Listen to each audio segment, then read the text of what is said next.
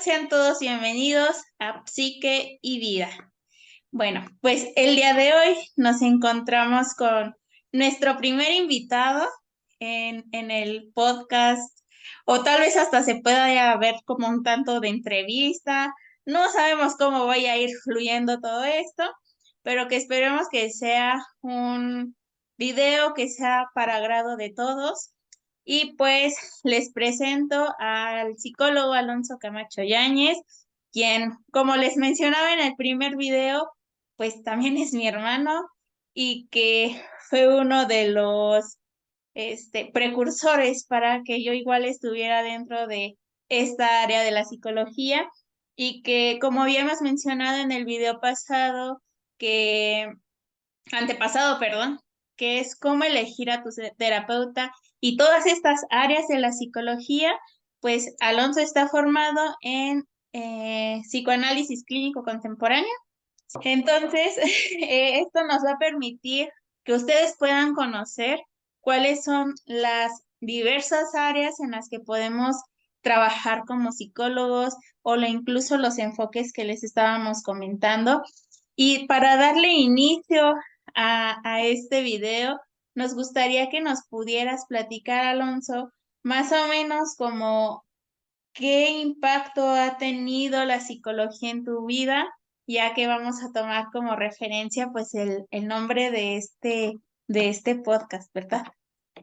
Antes que nada, agradecerles a las dos por la invitación, agradecerles por la confianza de invitarme.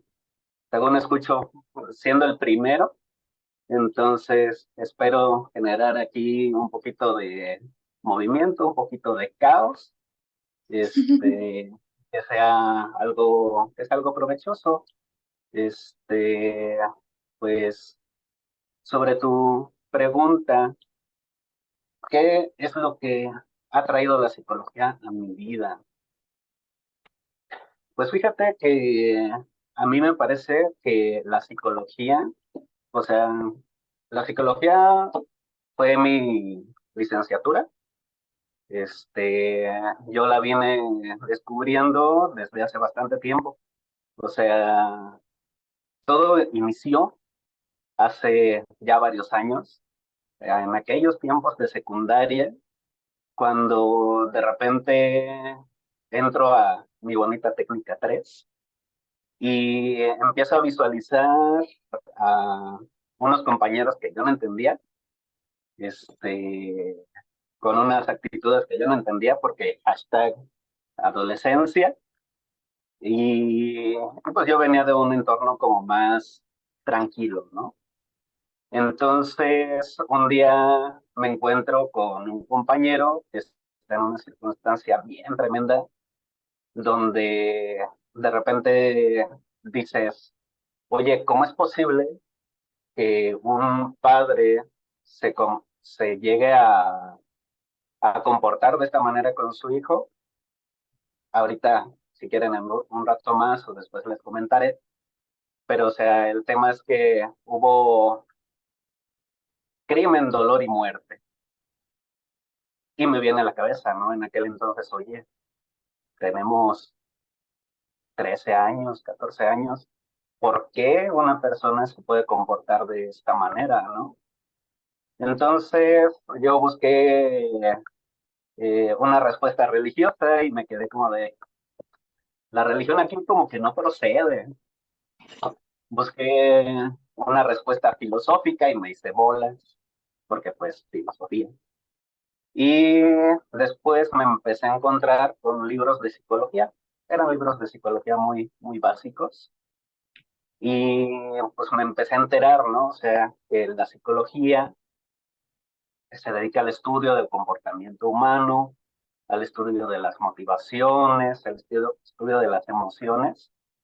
Y yo en aquel entonces me quedé pensando así como, pues todo esto que yo estoy viendo, pues es eso, ¿no? Es psicología. Entonces dije, creo que por aquí puede ser un camino. Para aquel entonces, bueno, a la fecha, yo sigo siendo una persona que no socializa demasiado, pero soy medianamente listo, bueno, me conviene. Ujú. Y en aquel entonces, algo que sucedía mucho era que mis compañeros, así de manera más o menos espontánea, me empezaban a contar cosas. O sea, yo ahí, el apartado loquito del salón, bueno, no tanto, pero o sea, se me acercaba alguien y me platicaba algo. Yo opinaba, le comentaba lo que pensaba y yo notaba que le daba vuelta la ardilla, ¿no? O sea, algo sucedía, se iban. En la prepa llegó a suceder algo similar, o sea, con algunos compañeros, se me acercaban, me preguntaban cosas porque no sé qué cosa ellos veían en mí en aquel entonces, pero pues les daba la impresión como de que yo podía llegar a darles alguna palabra, ¿no? O escuchar algo. Entonces, en aquel tiempo empecé a estar en contacto con lo que es conocer a otra persona. Empecé a conocer un poquito de lo que ahora llamaría neutralidad, como de escuchar sus ideas, dejar de ladito como tus valoraciones morales, tus opiniones, para empezar a escuchar al otro, ¿no? Obviamente en aquel entonces yo no era psicólogo, yo probablemente les decía cosas que ahorita me quedaría, ¿por qué les aconsejaba cosas que yo no tenía ni la menor idea de lo que era vivir eso, ¿no? Pero o sea, esos eran mis delirios adolescentes. Y para ese entonces yo ya decía, psicología. Psicología es algo que me llama, ¿no? O sea, en aquel entonces estaba preguntándome, ¿puedo estudiar medicina? ¿Puedo estudiar psicología? ¿Puedo estudiar química? Pero lo que a mí me llenaba en aquel entonces era el conocimiento del ser humano, ¿no? O sea, eso que había empezado a estar en contacto durante estos años y que después empecé a conocer ahí, ¿no? O sea, en ese entonces aprendí de manera también, ¿cómo se dice? Como por encimita, lo que son las escuelas de la psicología, empecé a entender cuáles eran los procedimientos. Ahí conocí el psicoanálisis y no le entendí. Fue nada más así como un rozón que me di con el psicoanálisis y dije, esto suena muy interesante, ¿no? O sea, ¿qué es esto del inconsciente? ¿Por qué las personas se pueden comportar de esta manera?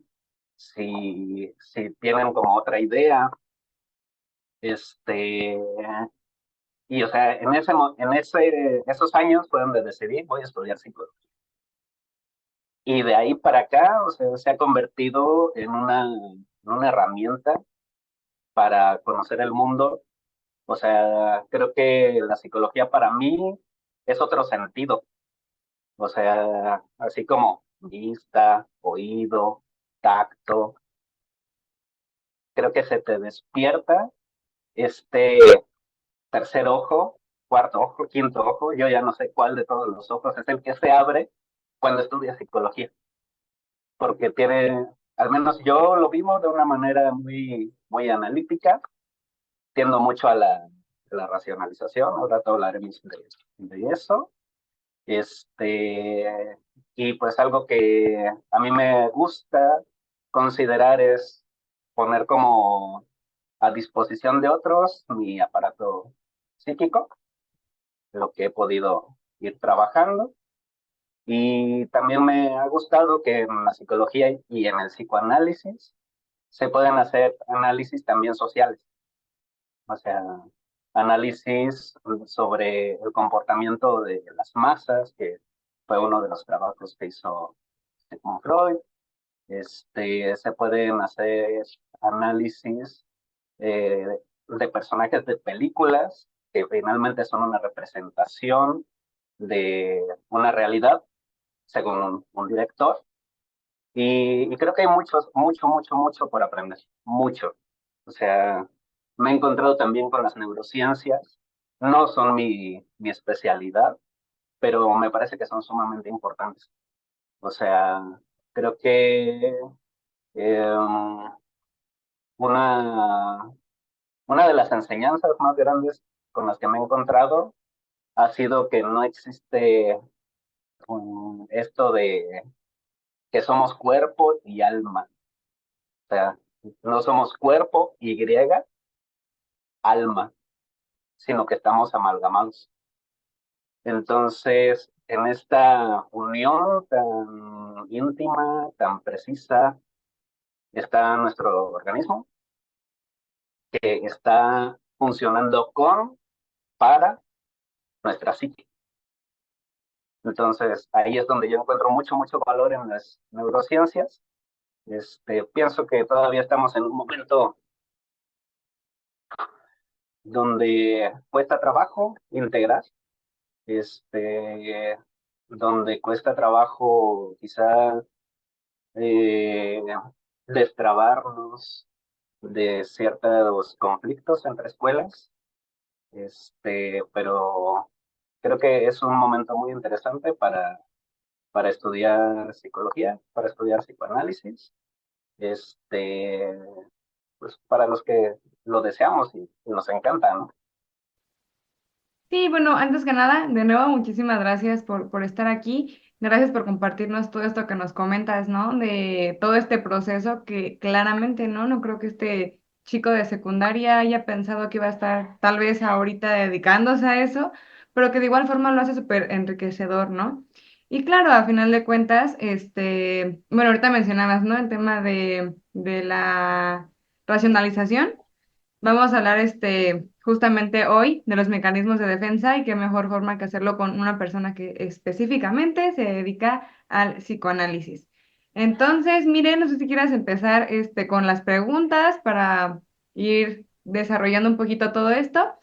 Contexto previo de las preguntas. Estas preguntas fueron dadas por algunas personas que nos siguen en los comentarios o en nuestras redes sociales, entonces van a estar ahí variaditas, ¿va? Así es. Y que, bueno, este tema de mecanismos de defensa en ocasiones puede llegar a ser, bueno, no en ocasiones, siempre llega a ser muy extenso. Y incluso para algunas personas, como dijimos en nuestro primer video, difícil de comprender con ese bendito trabajo de maestría que en ocasiones no sabíamos ni por dónde empezar. Entonces buscaremos que sea la información lo más digerida para que todos lo puedan comprender y que incluso estos mecanismos de defensa eh, pueden surgir en nuestra vida en cualquier momento y nosotros ni siquiera nos damos cuenta. Por ejemplo, cuando vamos por la calle bien campantes o nos subimos a la combi, a cualquier lugar y vemos una persona que nos cayó mal, así sin conocerlo, sin saber absolutamente nada de esa persona, sin saber ni siquiera cómo se llama. Y nosotros decimos, no, como que esa persona eh, ya me cae mal, ni siquiera lo quiero conocer. Pues eso, querida gente, pues es parte de los mecanismos de defensa que pueden llegar a ser más recurrentes en nuestra vida y que se le llama proyección.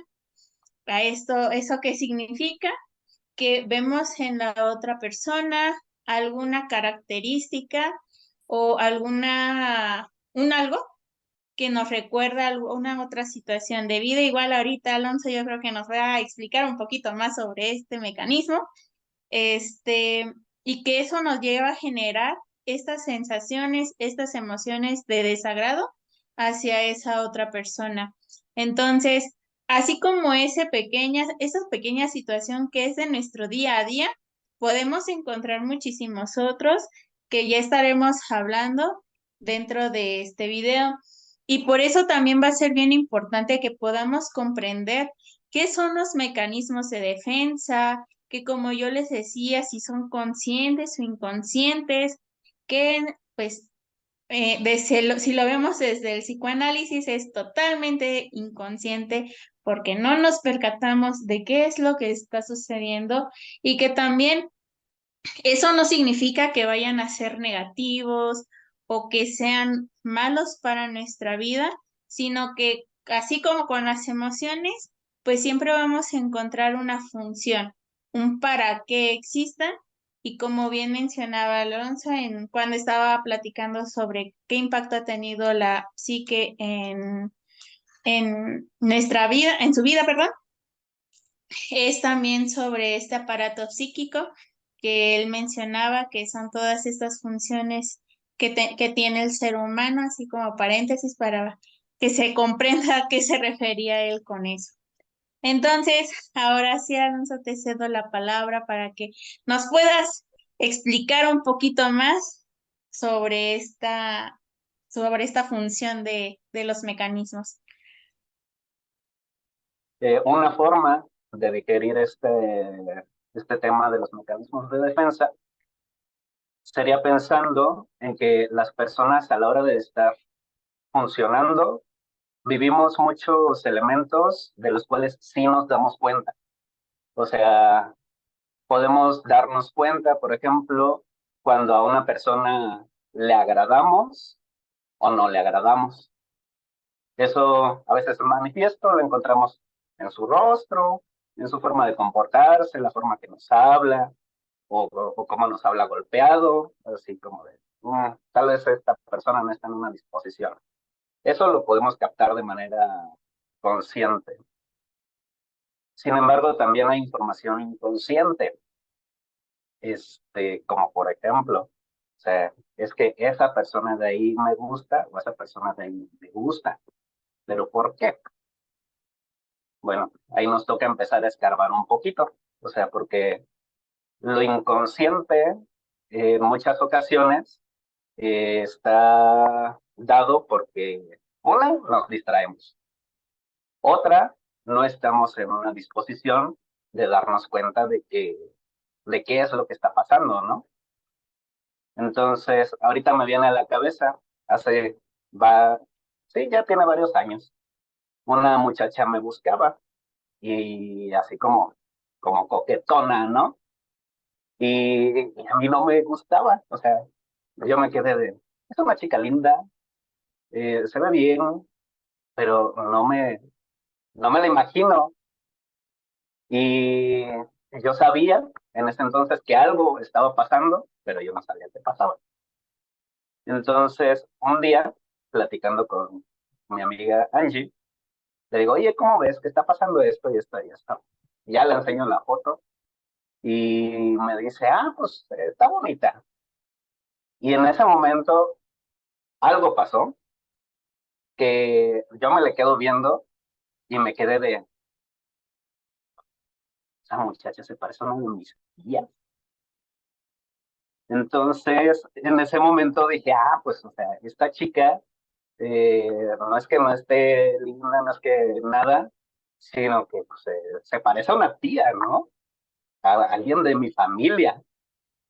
Entonces, ese contenido que estaba inconsciente, después de platicarlo con mi amiga, de que estuvimos cotorreando y demás, pasó por otra instancia, o sea, se acercó un poquito como al foco, donde ya se alcanza a ver así como de reojo nada más, y pum, pasó a lo consciente.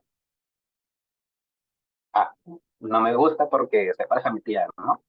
Entonces, ahí conocemos, por ejemplo, lo que sería inconsciente, no sé por qué pasa, pero pasa. Preconsciente, algo pasa, pero no sé qué es. Y consciente, esto que estaba aquí, a mi rango de visión, ya lo encuentro, ya sé qué es, ¿no? Entonces, esos serían como tres procedimientos para entender que pues, hay cosas que son conscientes, hay cosas que son inconscientes. Pero ¿por qué esa muchacha que se parecía a mi tía ya no era alguien deseable para mí? Mm, ahí podemos empezar a hablar de otra manera. O sea, ¿por qué al pensarlo de esta forma ya no? Pues porque se parece a alguien de mi familia y se parece mucho.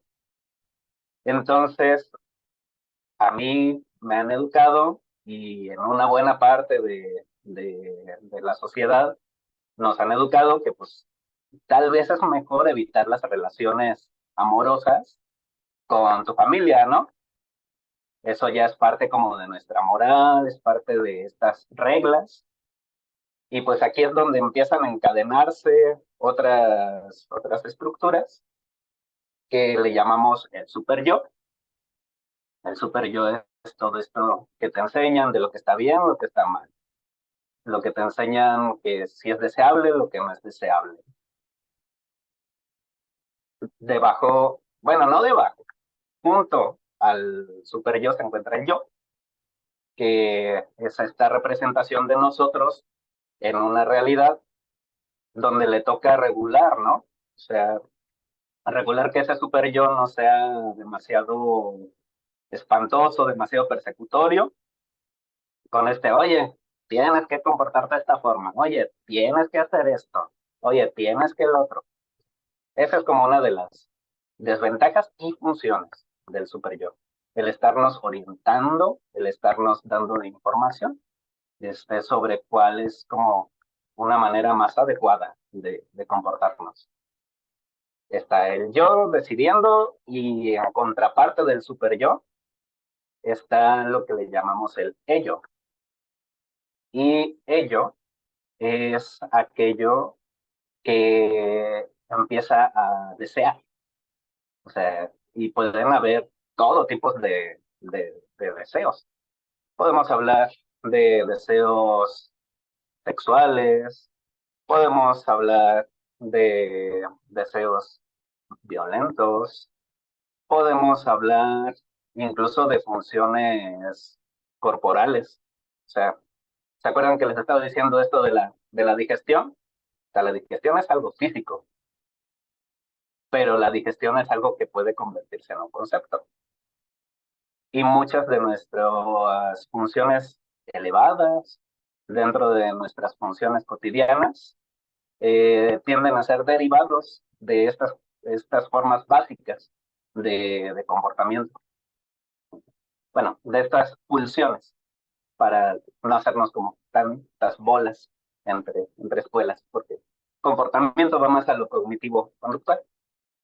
Entonces, si tenemos una instancia diciéndonos, oye, tienes que desear, tienes que lograr las cosas ahorita, ya y de volada, pero no se puede, ¿qué pasa? Y ahí es donde pueden empezar a activarse los mecanismos de defensa. O sea, los mecanismos de defensa son funciones que tiene el yo para afrontar circunstancias que le pueden resultar inaceptables, inaccesibles, que le desbordan, que son demasiado grandes.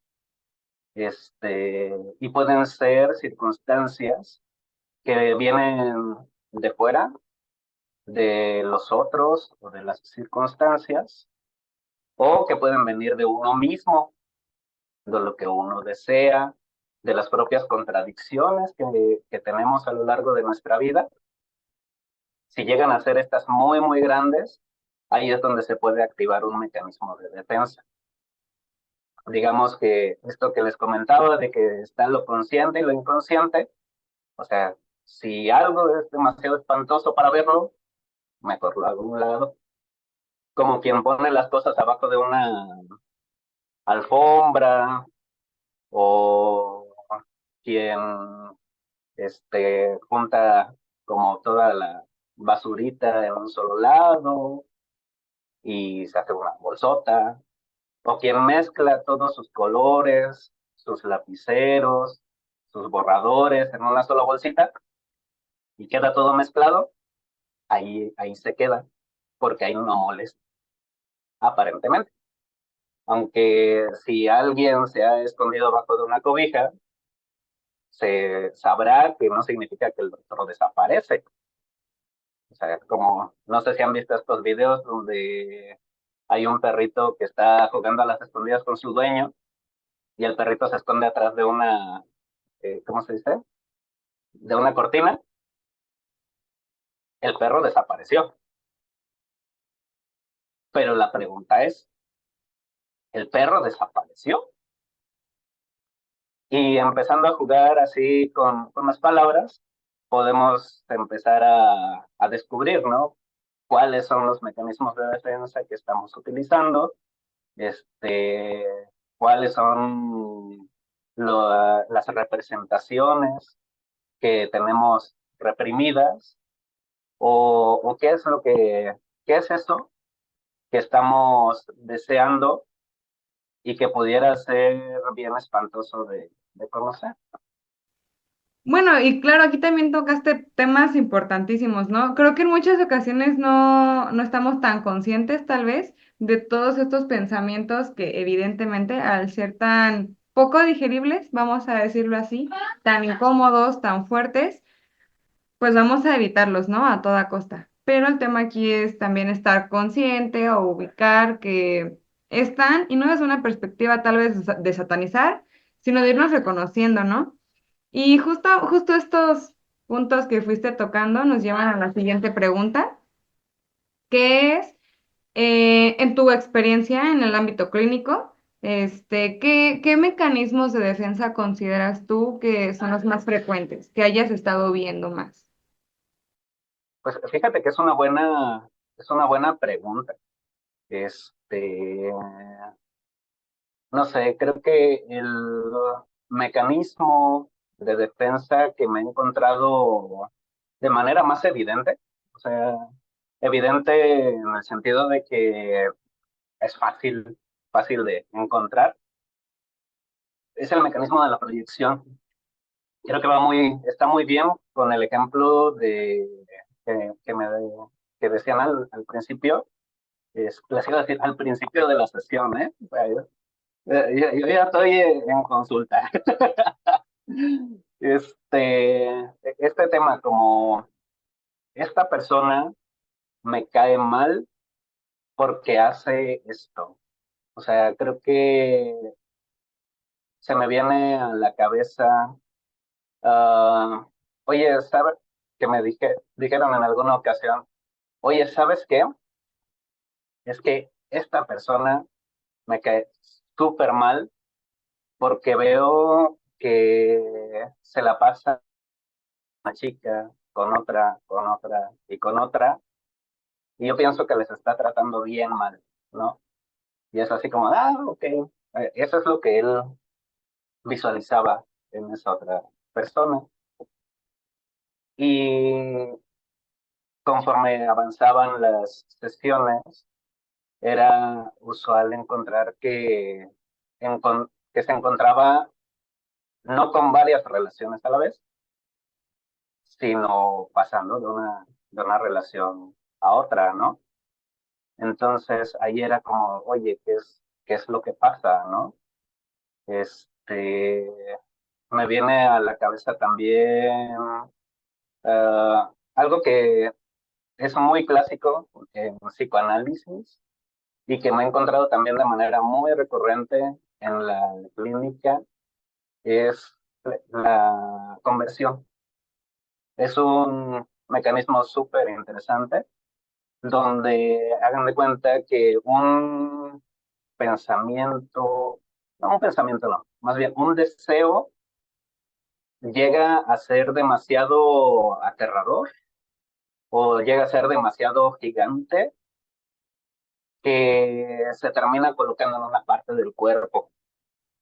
O sea, es como, oye, ¿sabes qué? Cuando me enojo mucho, se me duerme el brazo, ¿no? O, oye, es que ese día yo estaba pero tan caliente que se me durmieron las piernas. Y, o sea, ahí es muy interesante el trabajo porque lo que está consciente, lo que está así en nuestra cara, es ya sea el dolor, ya sea la inmovilidad, ya sea el adormecimiento, que eso sí es lo que se registra. Pero a la hora de indagar, o sea, no te lo dicen así como, es que ese día yo estaba tan caliente que mi pierna se me durmió, ¿no? No, ese día yo tenía la pierna dormida. Ya que empiezas a preguntar qué es lo que sucedió ese día, es que resulta que encontré a tal vecino y me fui rápido. Ok, uno puede pensar, tenía prisa, ¿no? Pero nosotros en psicoanálisis no asumimos que tenía prisa. Más bien preguntamos, ¿qué es lo que estaba sucediendo? ¿Cómo fue que saliste corriendo? Y la persona te empieza a hablar. No, pues es que la verdad es que lo vi y empecé a sentirme rara y así. Y poco a poquito se van acercando, pero pocas veces derechito. O sea, algo muy bonito en el psicoanálisis y en la psicoterapia en general, es que a veces las personas pueden dar una vueltota, ¿no? Hay algunas corrientes que les dicen, a ver, espérate, aterrízate, pero yo los dejo. O sea, a ver, síguele, porque ese recorrido puede ser importante. O sea, puede ser importante en el sentido de que algo que para nosotros es súper sencillo de decir, para esa persona no lo sea para nada. Ya sea, por ejemplo, una idea religiosa, les esté deteniendo, de decir es que tú tienes que mantenerte puro, como fue puro Jesús. Entonces, si tienes una idea impura, dentro de muchas formas que puede ser esa impureza, oye, pues, ¿qué está pasando, no? O sea, me estoy alejando de ese referente mío que era Cristo. Entonces, como estoy haciendo algo que no está cercano a Cristo, entonces, no es que la persona lo diga, es que de esta manera inconsciente lo puede transformar en otra cosa, como eso que les decía, o sea, es que de repente ya no puedo mover esta pierna y si tú te lanzas así como loquito de frente, como toro, y le dices, oye, es que tú querías hacer esto, puede que esa persona, en vez de llegar a decir, al fin soy consciente, al fin me cayó el 20, lo que te encuentras es con una pared, ¿no? O sea, te topas te topas y pues esa persona te va a decir, no, no, la verdad no. Yo creo que más bien estuve como Cristo cuando estaba en el desierto y que fue tentado por Satanás en tantas ocasiones y ahora te va a empezar a hablar de, de otra defensa, de la defensa de la intelectualización, o sea, como de dejar de hablar de ti para ponerte a hablar de un tema, ¿no? O sea, y eso es muy típico de nosotros como psicólogos. O sea, es muy típico de que nos ponemos a hablar, ¿no? Si es que este teórico dijo tal cosa, y así, así, así. Entonces, tu analista te dejará que te sueltes, que te descosas, hablar de tus teorías como tú las estás entendiendo, malentendiendo o bien entendiendo, y después, bueno, ¿y eso qué tiene que ver contigo, no? Eso tú cómo lo estás viviendo. En ese momento se puede abrir un espacio mental para hablar del tema o se pueden seguir levantando defensas. Entonces, creo que algo importante desde nuestro punto de vista es que las defensas están ahí para algo, ¿no? Entonces, nosotros no nos dedicamos como a quitar defensas, a decir, sí, mira, curado, ¿no? Porque pues eso también puede ser una estrategia para no hablar de aquello que es doloroso.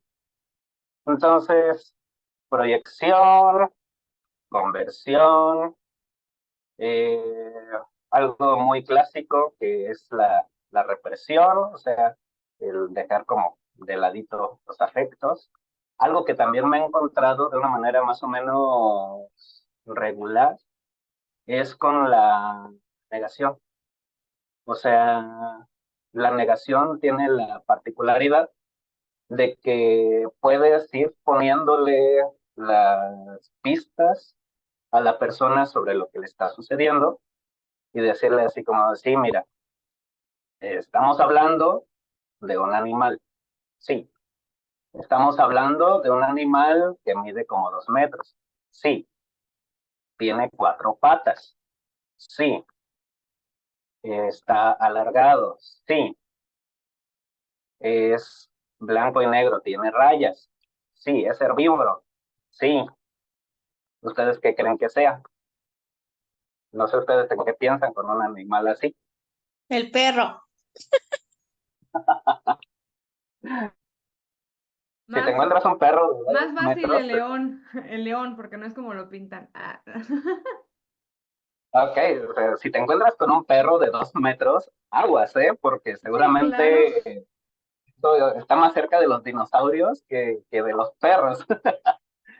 Pero, o sea, este animal cuadrúpedo, alto, alargado, blanco y negro, puede decirte eso, ¿no? La persona. Ah, pues seguramente es un perro, ¿no?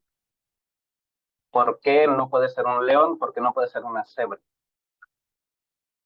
Entonces, ahí investigaríamos qué le pasa a la persona con las cebras, ¿no? Pero si lo visualizamos ahora en un ejemplo más serio, es, podríamos hablar como de, oye, espérate, esta persona te está controlando tus salidas. Sí, esta persona no permite que hables con nadie más aparte de que él o ella. Sí, oye, esta persona te está aventando unos comentarios como bien feos, te está faltando el respeto. Sí, ¿qué crees que está pasando ahí? ¿Qué me ama? Ah, ¿no? Pasa el tiempo y esta misma persona, oye, ¿qué crees? Es que este chico, esta chica, ahora, aparte de tratarme como me trataba, me quiso como dar un empujón. Entonces, tú le pudiste haber puesto así como los diferentes comportamientos que la misma persona te dijo, el mismo paciente te explicó, y cuando la representación está ahí de esta pareja me está agrediendo, esta pareja está siendo violenta, no, no, lo que pasa es que me ama, está bien. Entonces, es un mecanismo que es bien, bien fuerte, es, mm, hay que lidiar con él, y dicen por ahí que la verdad siempre sale a la luz, ¿no? Entonces, creo que ese mecanismo tiende a ser dar mucha seguridad a cambio de colocarte en una circunstancia bastante complicada. Entonces, sí es uno de los que hay que trabajar de una manera más ardua, más asidua. Y nosotros como psicólogos, pues nos toca mantener la calma, o sea, nos toca ir como pavimentando ese camino que la persona ya está colocando, ¿no? Pero que no está en ese momento dispuesta a cambiar.